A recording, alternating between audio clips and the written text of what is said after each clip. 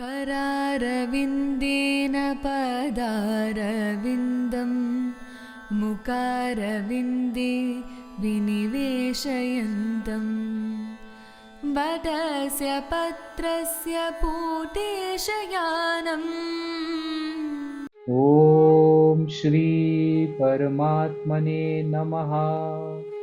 श्रीमद्भगवद् गीता अथ षष्ठोऽध्यायः। So let's see who starts speaking first, whether it's Krishna or it is Arjuna, and Lord Krishna starts. Shri Bhagavanuvacha anashritak karma phalam karyam karma karoti yah sasanyasi cha yogi cha na niragnirna chakriyah.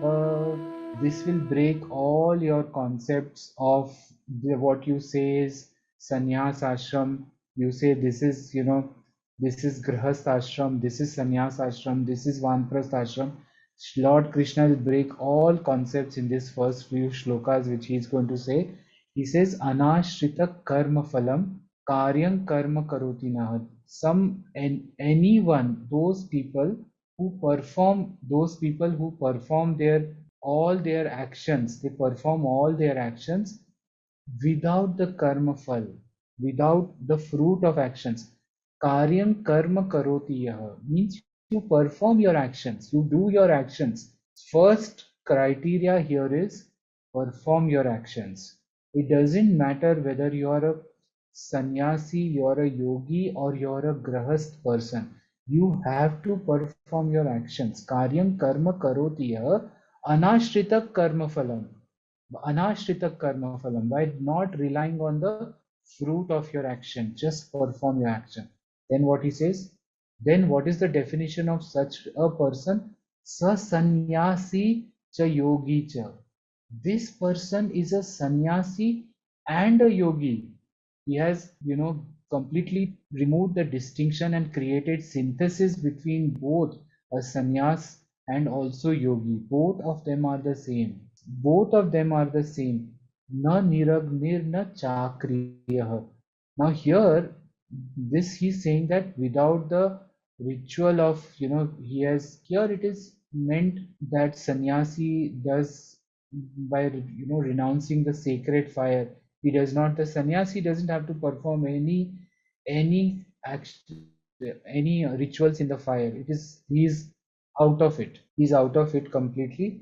And na niragnar na chakriya akriya. He's saying that without action, this is not possible. So here actually what I would suggest is, here it says that he who does his duty without expecting the fruit of actions is a sannyasi and a yogi both. He is no sannyasi who has merely renounced the sacred fire. So he is no yogi who has merely given up all activity. Now here, it is also, you need to see it in that you have seen that this fire does not mean the ritual fire.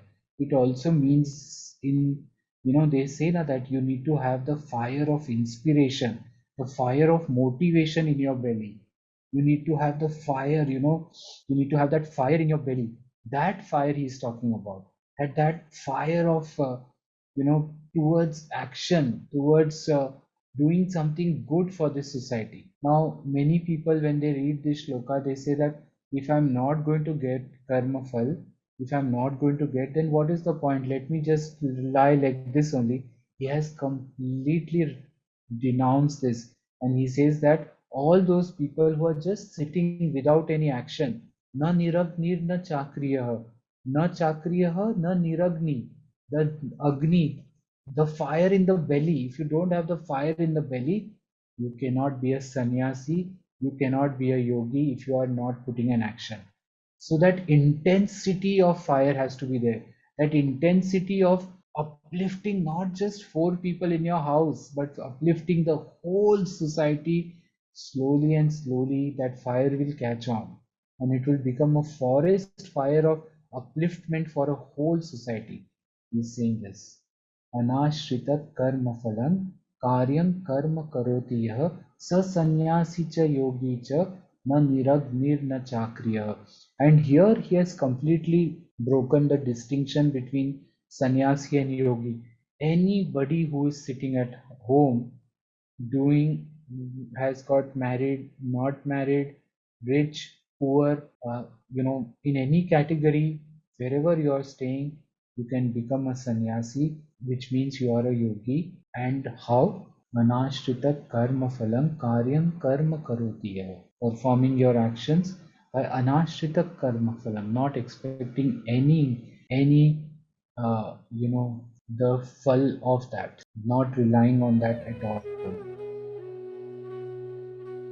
यम संन्यासमिति प्राहुर्योगन्तं विद्धि पाण्डव न ह्यसन्न्यस्तसङ्कल्पो yogi bhavati kaschana.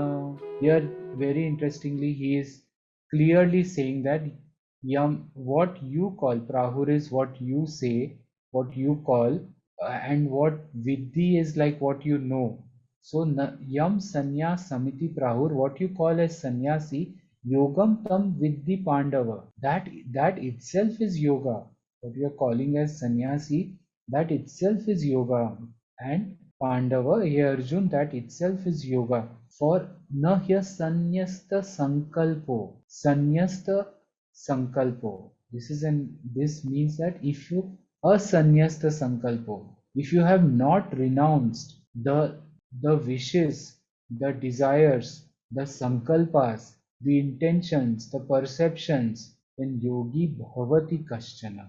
You cannot be a yogi. You cannot be called a yogi at all. Yogi bhavati kaschana. How can you cannot be a yogi if that's the case. This is what Sri Krishna is saying here. And he has, if you see, he has created a complete synthesis. Now he is saying that yoga itself is sannyas. So like if you have not detached the mind from this whole world, if you have not detached the mind, you have to first detach the mind from the whole world. This is called a sannyasi first. Then you have to attach your mind to the God. You have to attach your mind to the God. This is called a yogi. He is saying that there is a synthesis. How can you detach both of this? It is not possible. Somebody who has detached his mind from the whole world and he has to fix his mind on God, these two attributes are together and they are nothing but the two ends of the same stick. They are the same. And that is where he says that this sincerity, if you have, this sincerity, if it is there in you, there is this harmony, humility in you. मनोरस्कं वनमाला विराजितं शङ्खचक्रधरं देवं कृष्णं वन्दे